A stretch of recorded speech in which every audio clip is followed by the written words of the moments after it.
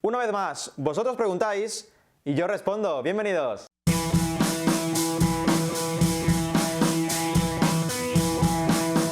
Muy buenas, bienvenidos a un nuevo vídeo en el canal. En esta ocasión es un especial de preguntas y respuestas gracias a vosotros. Una vez más, porque habéis mandado muchísimas cuestiones, muchísimas, a cualquiera de las redes sociales a través de las cuales os podéis poner en contacto conmigo, aquí en YouTube, en Instagram, en Twitter. Muchas cuestiones de verdad muy interesantes todas ellas. Y os confieso que me cuesta una barbaridad decidir. Voy archivando algunas preguntas en una especie de baúl, pero se me está yendo de las manos ese baúl, no sé qué voy a hacer con tantas buenas preguntas. Por cierto, si os apetece que hagamos este tipo de contenidos más a menudo, dejádmelo abajo en los comentarios, si os apetece más recurrentemente este especial de preguntas y respuestas. He vuelto a seleccionar 5 temas entre los muchos que me habéis planteado, hay un poquito de todo, menú variado como siempre, y si os parece empezamos con el primero ya, una cuestión que me habéis preguntado muchísimo estos días y me quedo con esta versión de Roberto Ortigosa a través de YouTube, pero al mismo tiempo a través de Instagram, pues Adi Cefer, Rodrigo Las Cuevas, mi buen amigo J.R. Sanchís, un abrazo desde aquí. Mucha gente me ha preguntado por los Rockets, me ha preguntado si creo que este puede ser el año de los Houston Rockets. Y desde mi punto de vista, para abordar esto hay que hacerlo por partes. En primer lugar, una de las cosas importantes es cómo llegan los Rockets a los playoffs. Es muy importante ver no solo el nivel deportivo, sino el nivel de confianza, el nivel de química dentro del equipo. Esos siempre son factores que tienen peso en eliminatorias por el título. Houston Rockets llega de un modo bastante potente, mirad.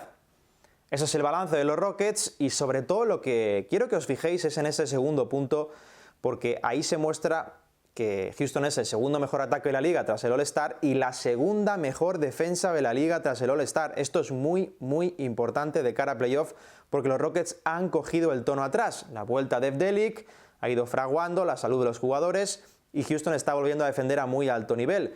No os dejéis engañar por los prejuicios de que no defienden, lo hacen y mucho. Ese tercer punto también es importante. Los 4 quintetos más usados por los Rockets tras el All-Star están por debajo de 99 puntos permitidos por 100 posesiones. La élite de la liga defensivamente hablando, Houston está ahí. Esto es muy importante de cara a considerar. Otro punto clave, el segundo pilar, es ver cuáles son los retos de los Rockets de cara a playoff y qué les puede hacer funcionar y llegar a superar, por ejemplo, a los Golden State Warriors, que es seguramente el gran reto que tiene cualquier equipo este año en la NBA, en una serie a 7 partidos. Para mí hay 3 aspectos importantes, y son estos. El primero de ellos, cómo pueden camuflar su pérdida de versatilidad. Los Rockets han perdido piezas como Ariza y Mbamute, que flexibilizaban mucho el sistema. ¿Qué quiere decir esto? Bueno, pues que eran mucho más susceptibles de aguantar mismatches y de cubrir agujeros que los Rockets generan atrás. ¿Por qué los generan atrás? Pues nos vamos al segundo punto, la defensa del aro. Veis que los porcentajes permitidos son muy altos, están entre los peores datos de la liga ahí. Lo que pasa en Houston es que su sistema defensivo es muy agresivo en la primera línea y se desprotegen mucho atrás. Solo juegan con un interior, con Capela normalmente, y si rompes esa primera línea de presión, muy agresiva, ya digo, con Paul, con Harden, pues tienes menos problemas para conseguir un buen tiro. Esto los Rockets tienen que camuflarlo de algún modo, mejorarlo, proteger su zona algo más, porque si no, si superas esa primera línea de presión, tienen problemas. Y el tercer punto también va a ser muy importante, el banquillo, los secundarios con impacto, y os lo explico a través de un ejemplo muy particular. El año pasado, la eliminatoria ante los Warriors, llegan a 7 partidos, están a punto de eliminarlos a los Warriors. Hay varios aspectos clave que les hacen, pues seguramente no eliminarlos, además de la baja, por supuesto, decisiva de Chris Paul. Son el impacto de los secundarios a la hora de anotar y el impacto más concretamente en el tiro de 3. Mirad, en 5 de los 7 partidos que juegan el año pasado los Rockets ante los Warriors en playoff, no llegan a 100 puntos. Es rarísimo que los Rockets no lleguen a 100 puntos, pero sucede, y sucede en parte porque están en un 31% en triples en esa serie, porcentajes bajísimos. Harden seguramente va a crear desequilibrios, Paul también, pero el resto tiene que conectar sus tiros abiertos. Si no lo hacen, Houston va a tener problemas sí o sí, y ante los Warriors tienes que rendir al mejor de tus niveles. Esto se une con que la rotación es muy corta, son 7-8 hombres.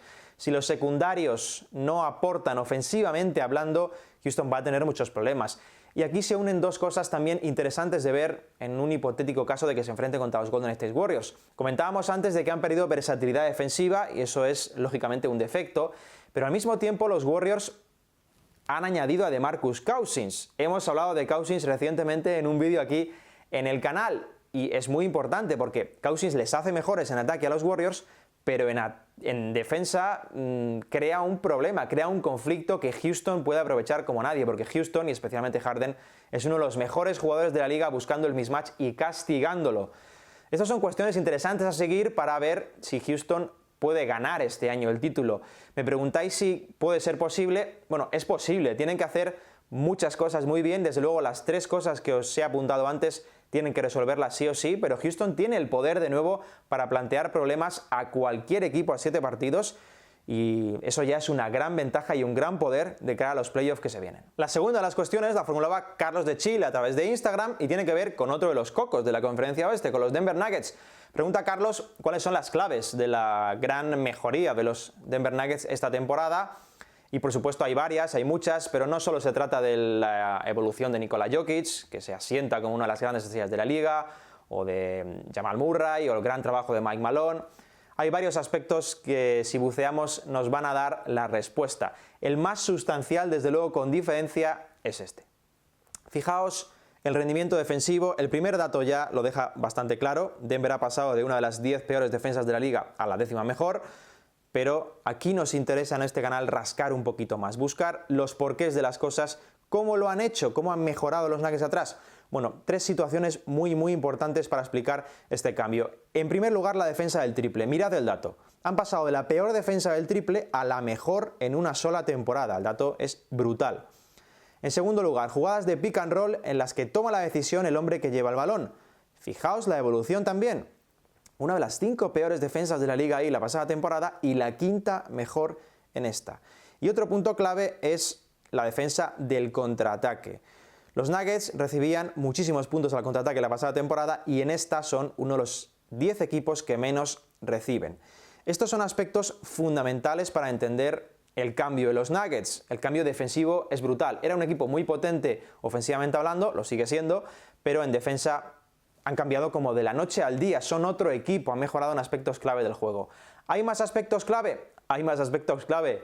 Mirad, uno de los más importantes, por supuesto, es la salud de Paul Millsap. Paul Millsap se ha juntado mucho más con Nikola Jokic esta temporada. Mirad el cambio, han jugado casi 1500 minutos. El net rating de los Nuggets cuando estos 2 hombres juntos están en pista es muy positivo. Lo era el año pasado, menos muestra, y lo es en este. Otro punto muy importante es el perfeccionamiento del sistema ofensivo. Como veis, las rutinas, los automatismos siempre importantes. Denver es un equipo que circula mucho el balón, tiene muchos pases, mucho movimiento sin balón, mucha actividad de cortes de los aleros para que Jokic les pueda asistir y en ese sentido, pues conocerse mejor ayuda a mejorar el volumen de pérdidas, que es algo que han hecho drásticamente, y desde luego a ser más efectivos en su ataque. Es curioso porque Denver tira peor de 3 esta temporada, pero es más eficiente atacando y eso explica en parte que su sistema ofensivo es muy difícil de predecir con tanto pase y a medida que se conocen mejor los jugadores pues tienen más éxito. Y en último lugar, veis ahí 2 luces desde el banquillo.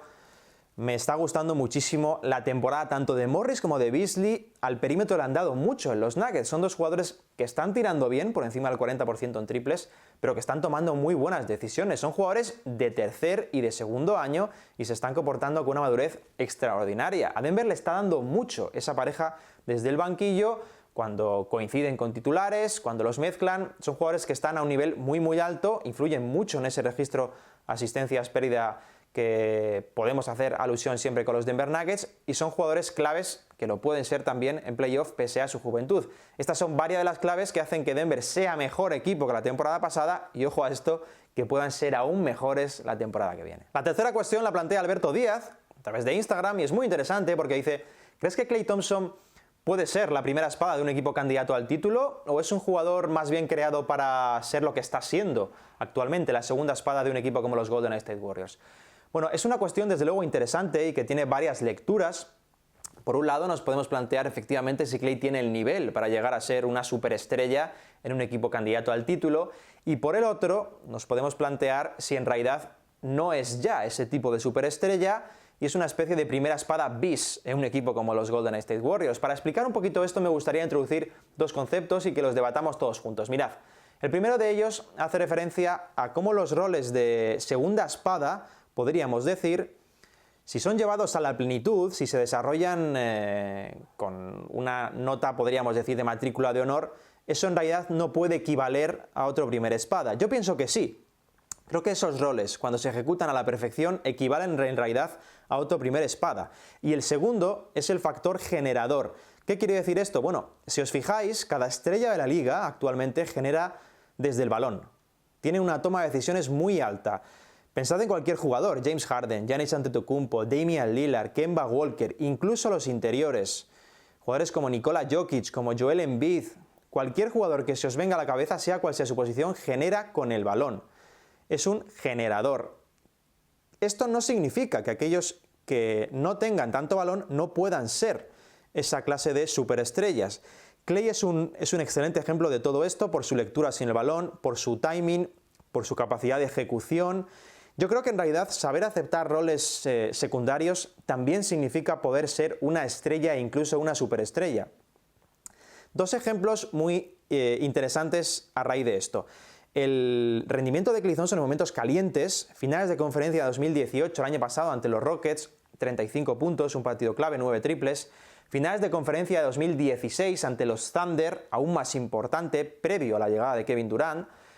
Sexto partido, 41 puntos, 11 triples. Klay Thompson salva los muebles a los Golden State Warriors. Ejerce como estrella, como superestrella, y creo que en realidad eso es algo que lleva haciendo durante varios años. Otra cosa es la capacidad de brillo, de absorber atención que ese propio rol genere, porque compartas el escenario con otros grandes actores. Pero eso no significa que tú no seas una superestrella de la liga. Yo creo que Thompson es uno de los grandes ejemplos justamente de todo esto. ¿Podría serlo en otro equipo? Nos pregunta Alberto con bastante acierto. Seguro que puede serlo, pero es que yo creo que ya lo es en los Golden State Warriors, a pesar de que tengamos que llamar a Klay Thompson pues, como una especie de superestrella bis. Pero los Warriors son un equipo con 4 superestrellas. Y eso es lo que los hace tan especiales, además de muchos otros factores como su química, cómo funcionan como equipo. Pero desde luego, individualmente, Klay Thompson, a pesar de cumplir un rol diferente a los demás, por no estar tanto en contacto con el balón, es un jugador que marca las diferencias a nivel histórico, ofensivamente hablando, desde el tiro, desde su timing, desde saber interpretar los espacios, cuándo actuar, cómo hacerlo, y desde luego en defensa. Es un jugador súper versátil y de élite defensivamente hablando, y eso es lo que le hace tan especial, y eso es lo que le convierte ya, a mi modo de ver, en una superestrella de la liga y un jugador tan valioso, porque cuando todos generan con el balón, en una liga preparada para que las estrellas tengan y dominen desde el balón, los Warriors tienen una estrella, en su caso 2, porque Curry también se ajusta a este perfil, pero Thompson es un jugador capaz de ejercer de superestrella sin el balón, y eso es lo que lo hace tan valioso. La cuarta pregunta la plantea Ave Fénix a través de YouTube, tiene que ver con los Kings. Mirad, es una cuestión interesante. Por cierto, también me preguntaban por los Kings Oriol a través de Instagram. ¿Qué agente libre firmaría yo para los Kings para que puedan dar un salto cualitativo y se metan en los playoffs la próxima temporada? Es interesante, ya digo, porque los Kings son un equipo en evolución, un equipo con muchas piezas por desarrollar y por firmar económicamente, que eso también hay que tenerlo en cuenta. Lo vamos a ver, desde mi punto de vista, las necesidades a través de esta imagen. Mirad, ahí veis el panorama salarial que tienen los Kings, muy poco comprometido, jugadores por renovar, desde luego, pero yo lo que haría es dar todo tipo de continuidad al perímetro de Aaron Fox, Buddy Hield, Bogdan Bogdanovic, incluso Harrison Barnes la próxima temporada ejecutar esa team option, salvo que se presente un gran agente libre. Cuando pregunta Ave Fénix por agentes libres que podrían dar un salto de calidad, bueno, indudablemente podríamos pensar en Kevin Durant o en Kawhi Leonard, pero no creo que sean escenarios reales para estos Sacramento Kings. Vamos a ir un poco más abajo y yo creo que la gran necesidad de los Kings es tener un pívot de mucho más nivel.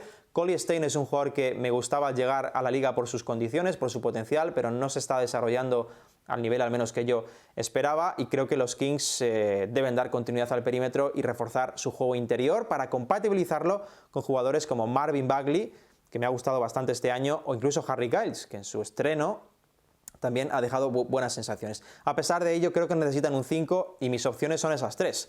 Nikola Vucevic es la preferencial, Jonas Valanciunas, que creo que se ha quedado un poco bajo el radar tras salir de los Raptors, pero es un jugador que puede dar bastante a un proyecto como los Sacramento Kings.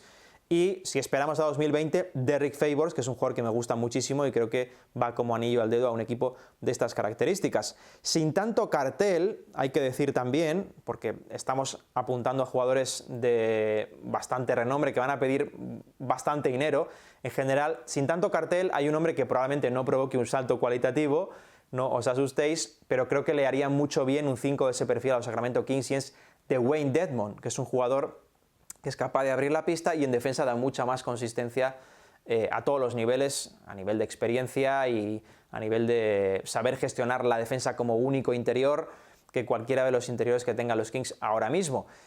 Es un jugador interesante, por supuesto inferior a los escenarios que hemos planteado antes. Vucevic, Valanciunas, creo que hay que dar continuidad también a Marvin Bagley, ver si Harry Giles se sigue desarrollando, pero creo que a los Kings indudablemente lo que más falta le hace es un 5.